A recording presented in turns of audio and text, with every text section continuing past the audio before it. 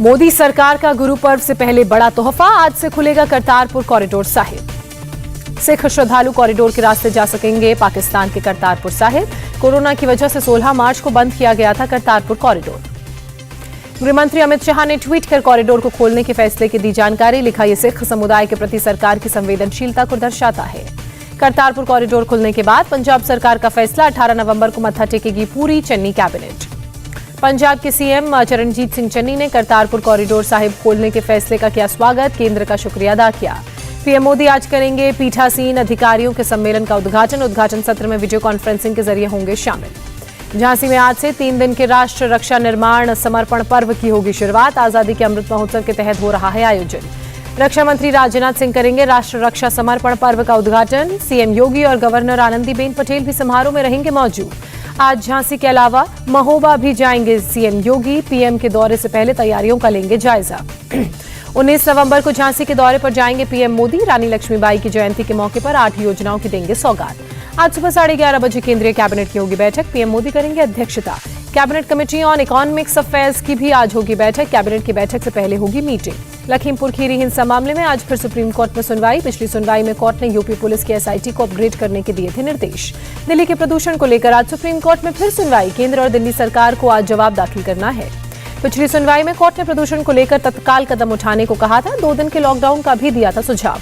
Supreme court के आदेश के बाद दिल्ली एनसीआर में प्रदूषण पर हुई इमरजेंसी बैठक। दिल्ली समेत 5 राज्यों में मुख्य सचिव हुए शामिल।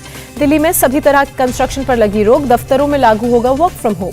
दिल्ली सरकार ने डीडीएमए को भेजा प्रस्ताव। डीटीसी और मेट्रो से ज्यादा यात्रियों को जाने की अनुमति देने को कहा। दिल्ली एनसीआर में सभी स्कूल और कॉलेज अगले आदेश तक बंद रहेंगे। प्रदूषण की वजह से फैसला। सुप्रीम कोर्ट ने 11,000 पेड़ों के कटान पर 26 नवंबर तक रोक लगाई। दिल्ली देहरादून इकोनॉमिक कॉरिडोर के NH 72A पर लगे हैं पेड़। दिल्ली प्रधानमंत्री मोदी ने सुल्तानपुर में 341 किलोमीटर लंबे पूर्वांचल एक्सप्रेसवे का उद्घाटन किया। पीएम मोदी ने पूर्वांचल एक्सप्रेसवे को यूपी की शान बताया। कहा, यह यूपी को बेहतर भविष्य की तरफ ले जाएगा। पीएम मोदी का तंज, पहले की सरकारों के सीएम मेरे साथ खड़े होने से डरते थे, उनके पास बताने के लिए नहीं होता था कोई काम। पीएम का विपक्ष पर हमला, बोले लंबे समय तक पूर्वी यूपी का नहीं हुआ विकास, क्षेत्र को माफियावाद के हवाले छोड़ा। सीएम योगी का ऐलान, पश्चिमी यूपी को पूर्वी यूपी से जोड़ने के लिए बनेगा गंगा एक्सप्रेसवे। महाराष्ट्र के अमरावती में अगले हफ्ते तक कर्फ्यू जारी रहेगा। दंगे के मामले में अब तक 188 लोग पकड़े गए। महाराष्ट्र में हिंसा पर देवेंद्र फडणवीस का बयान, अमरावती नांदेड़ में सोचा समझा प्रयोग किया। फडणवीस बोले, अब हम हिंदुओं को दुकानें जलाने नहीं देंगे। बीजेपी कार्यकर्ता कभी दंगा नहीं कर सकते।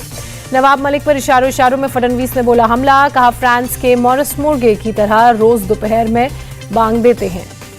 मुंबई में बीजेपी की बैठक में रजा अकेडमी पर बैन लगाने का प्रस्ताव लाया गया। आशीष शेरलाल ने पूछा, हिंसा में शामिल होने के बावजूद कार्रवाई क्यों नहीं हुई।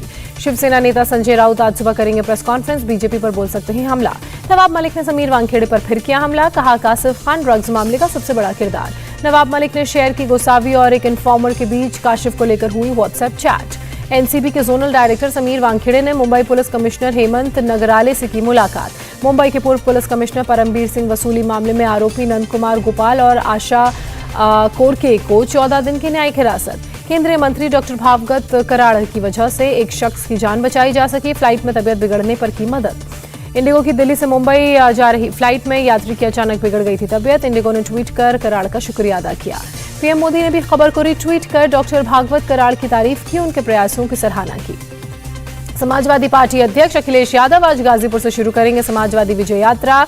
आज से अभियान का 4था चरण हो रहा है शुरू। चित्रकूट दौरे में आज महिलाओं से संवाद करेंगे प्रियंका गांधी। लड़की हूं, लड़ सकती हूं कैंपेन की करेंगी शुरुआत। दिल्ली में आज सार्थक चौपाल में शामिल होंगे बीजेपी अध्यक्ष जेपी नड्डा। लोगों को करेंगे संबोधित। यूपी चुनाव पर दिल्ली में 18 नवंबर को बड़ी बैठक। JP Nadda, UP BJP core group और चुनाव प्रभारी होंगे शामिल। मीटिंग में चुनावी तैयारियों, चुनावी अभियान और मुद्दों को लेकर बनेगी रणनीति। नड्डा ने की उत्तराखंड में बसे बंगालियों को साधने की कोशिश। कहा, देश को दिशा देने में बंगाली समाज का योगदान। पंजाब विधानसभा चुनाव पर सिद्धू की नजर। कहा, जीतने वाले उम्मीदवारों को ही टिकट दिया जाएगा।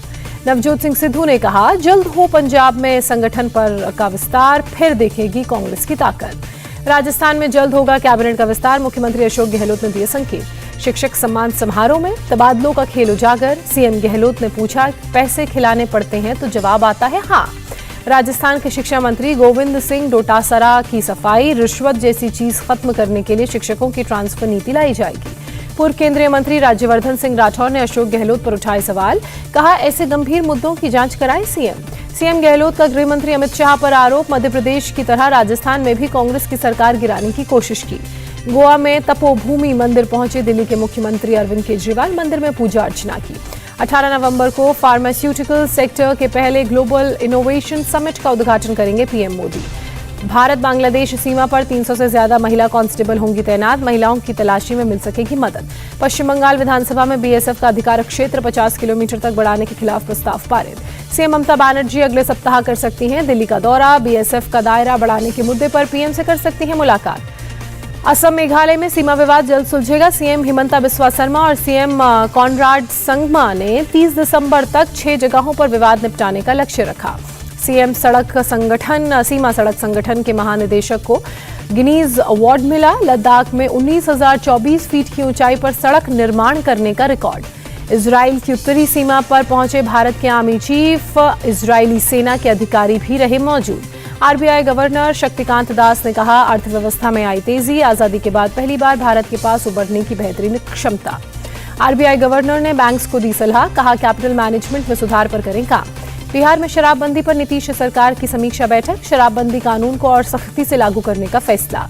राष्ट्रपति रामनाथ कोविंद ने पंजाब इंजीनियरिंग कॉलेज के शताब्दी समारोह में हिस्सा लिया। राष्ट्रपति ने कहा, ज्ञान का नेटवर्क ही देश को विकास की ओर ले जाएगा, इनोवेशन, रिसर्च और डेवलपमेंट जरूरी। देश में कोरोना के 8,865 नए मरीज मिले, 24 घंटे में 197 मरीजों की मौत। केरल में घटने लगे कोरोना के मामले, 24 घंटे में 5,516 नए मामले आए सामने। महाराष्ट्र में कोरोना के 886 नए मामले, 24 घंटे में 34 मरीजों की मौत। मध्य प्रदेश में नो वैक्सीन नो राशन का नियम लागू, वैक्सीनेशन तेज करने के मकसद से शिवराज सरकार का फैसला। जम्मू में आज से नाइट कर्फ्यू लागू, कोरोना के पॉजिटिव केस में बढ़ोतरी के मद्देनजर फैसला। यूपी के उन्नाव में जीका वायरस की दस्तक, एक केस आया सामने। अब दूसरी कंपनियां भी बना सकेंगी फाइजर की कोरोना टैबलेट, फाइजर कंपनी ने दी मंजूरी। Delhi police special cell, IFSO और पुणे पुलिस का जॉइंट ऑपरेशन, ऑनलाइन फर्जीवाड़ा करने वाले 5 लोगों को गिरफ्तार किया। शीना बोरा मर्डर केस में गिरफ्तार इंद्राणी मुखर्जी की जमानत याचिका कोर्ट ने खारिज की। नोएडा पुलिस ने 5 छात्र लुटेरों को गिरफ्तार किया, 177 मोबाइल फोन बरामद किए। इंदौर में ऑनलाइन सेक्स रैकेट का भंडाफोड़, पुलिस ने 7 लोगों को गिरफ्तार किया।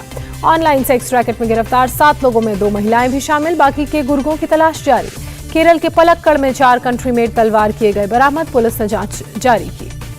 गाजियाबाद के कोशाम्बी में लगी आग, एक सोसाइटी की 14वीं मंजिल पर लगी आग। सीआरपीएफ के रिटायर्ड डीजी के फ्लैट में शाम 7:30 बजे लगी आग, घटना में बाल बचे लोग। 1.5 घंटे की मशक्कत के बाद रात 9 बजे आग पर पाया जा सका काबू, फायर ब्रिगेड की 6 गाड़ियों ने आग बुझाई। तेलंगाना में धान खरीदी को लेकर टीआरएस और बीजेपी में विवाद, कार्यकर्ताओं के बीच धक्का मुक्की।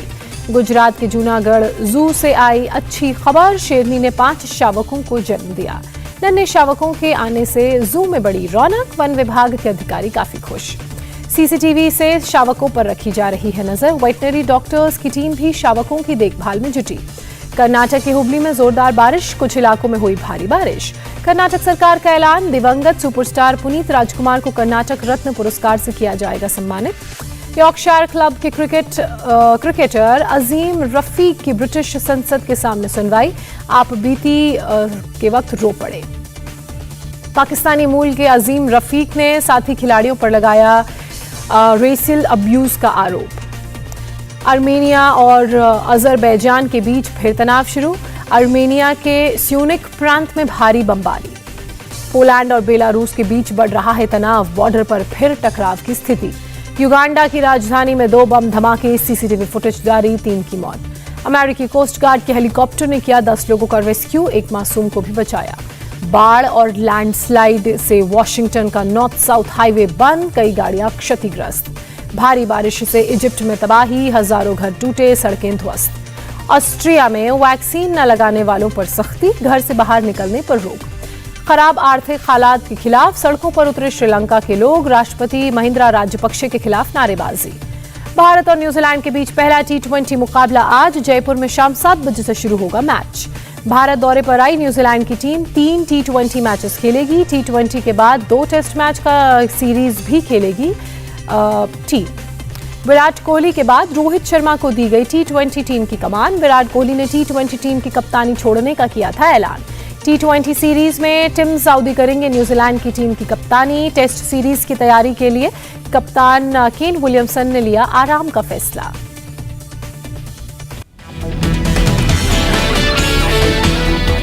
इंडिया टीवी हर वक्त हर जगह डाउनलोड करने के लिए सर्च करें India TV news Google play store या ऐप स्टोर पर।